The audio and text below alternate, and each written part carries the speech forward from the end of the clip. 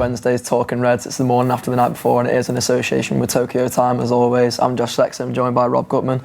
Rob, What? Feels significant, doesn't it? How do we go on with our normal, boring lives after a night like that?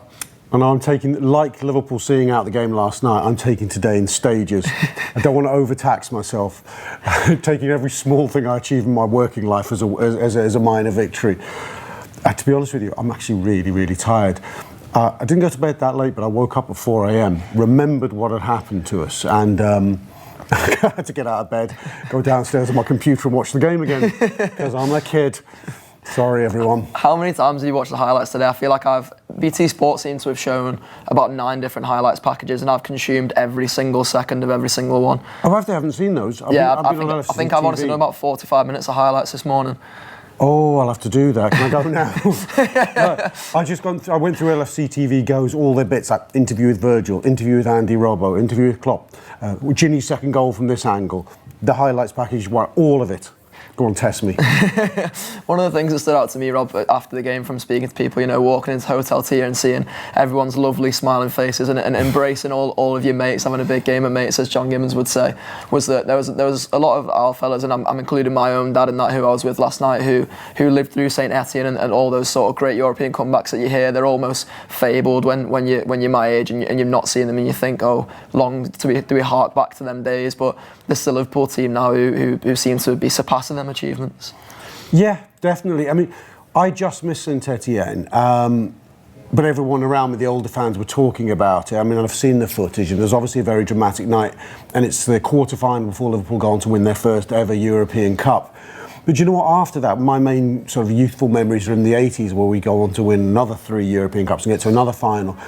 There weren't really that many nights where we were stressed. We would, there was some not so good first leg scores, and you'd have to do okay in the second leg. I'm thinking Bayern Munich in '81, but not these mad comebacks. That's a thing of modern Liverpool. I think Istanbul starts it with. Well, Istanbul's probably the first great comeback, I think, in Liverpool's modern history, and then of course Dortmund sort of cements the legend, and now.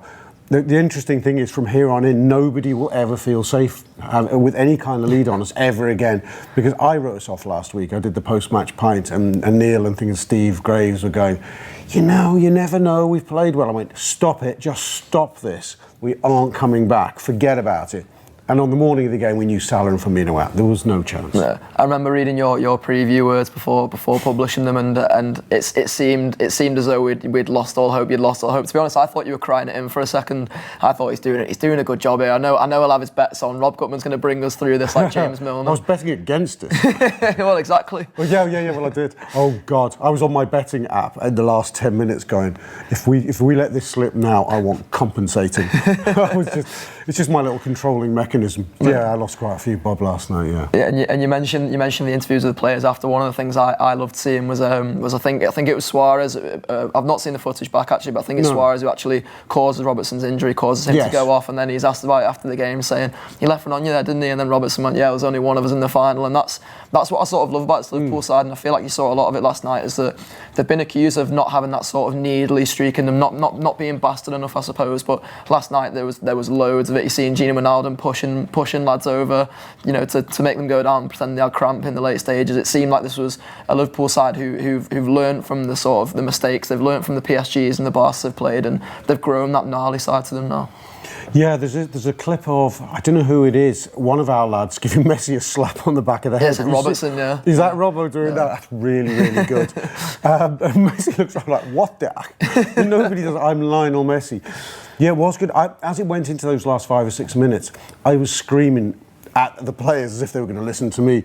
Somebody go down, just roll around for 5 minutes. Don't give Barcelona a head of steam.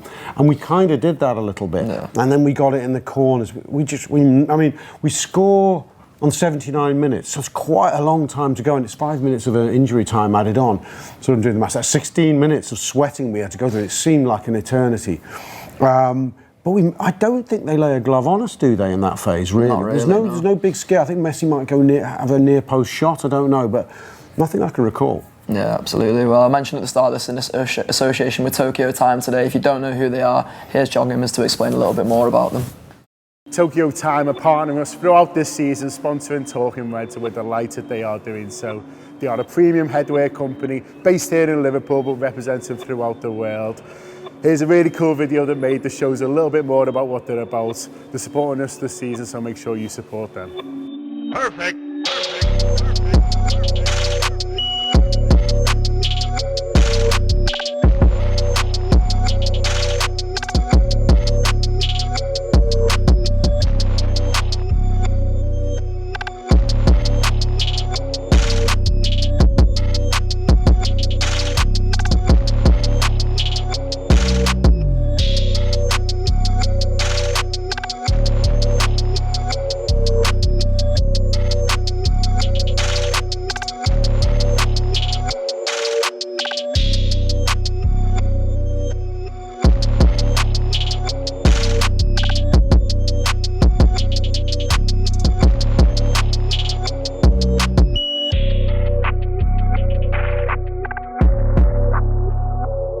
Yeah, nice one to John and to Tokyo Times for their sponsorship as always. Rob, it felt like a pipe dream for quite a while, this whole Madrid situation, if you want to call it that. The league, I think you mentioned it in the first part, has been our sort of our bread and butter almost this season. It's been the thing that we've all wanted, but now the dreams of Madrid are a reality, and it feels like it's our main purpose in life now. Yeah, the league. What's the league? Who wants to win the league? Don't know what you're on about. I mean, it is crazy ahead of a game where we could come out of it on Sunday winning the league. Although it's odds against us, it does feel like a lovely bonus rather than, I think, rather than the sort of sad lament it might have felt like, sort of waving the boys off. You know, as that could have been the last game of the season on Sunday. It was like, thanks for everything, lads, but it wasn't to be. And I think we'd have all trudged out of that, we'd have stayed behind, trudged out of that ground a bit sad.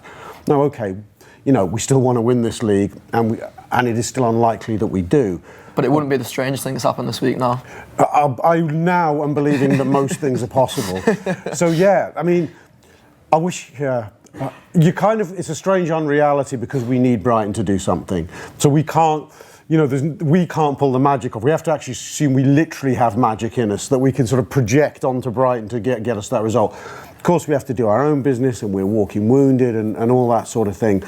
But it's like we've got one in the bank.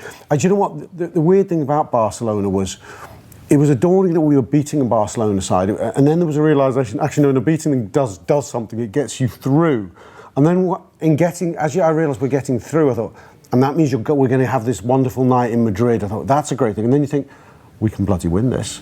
We're not playing Real Madrid. Yeah, we're the favourites this time. Yeah, we can. I mean, I know neither team would be a slouch, Tottenham or Ajax. But bloody hell, we're overwhelming favourites. You've seen the odds this morning. I certainly have a thought of who am I betting against today. Absolutely. I mean, Spurs are 8-1. Really? Ajax are 3. That's to qualify, yeah. 8-1 to win the cup. Oh right, okay. Ajax are 3-1 to win the Champions League, and Liverpool's on that 5-7 on. That's mighty on. That's the most on we've been for a European Cup in a long, long time. Very on. And you've come into the office this morning and seen us putting together all our travel plans for Madrid. It looks like we are going to be going back on the Kiev bus, which I'm massively excited about. Have you got your own plans of how you're going to get there? Yeah, I've boxed it all. Yep. Do you know what? I've never doubted you for a second, Rob. Driving out the ground, the car, my lad in the back on his phone, I go, just get a hotel, get anywhere. And we were sitting this.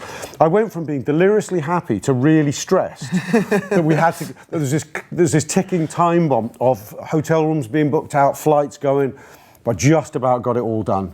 We've just got to get a ticket to be in the ground now. Yeah. That's going to be fun. Well, one of the most pleasurable things is always the day, though, isn't it? The day itself. I think about the build up to Kiev and Shevchenko Park, and how much we all talk about that now. And even when you think back to Istanbul and the stories that people came back from there with, it's another chance to create those stories, isn't it? And particularly, for your lads, if they're going to be going across with you as well, they get another chance to do that.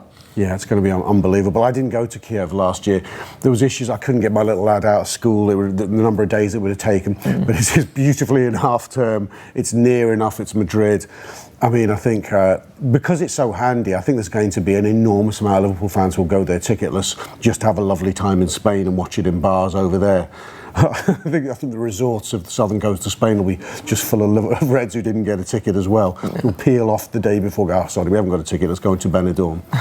Yeah, and we will absolutely be having a lovely time. Subscribe to Anfield Wrap for all the coverage and all the build-up to that final, and subscribe for all the shows we've got coming out today as well. We just recorded a reaction special. A couple of the young lads from the office have just gone downstairs and boxed that, so there's that out as well. The Pink from last night, which is a really good one, featuring Hollywood's actor Michael Fassbender, which that's a bit mad, isn't it? A bit of a curveball when you think about it. But then there's also Fuad Hassan on the post-match pint, so it depends which Hollywood face you're going to go for, really.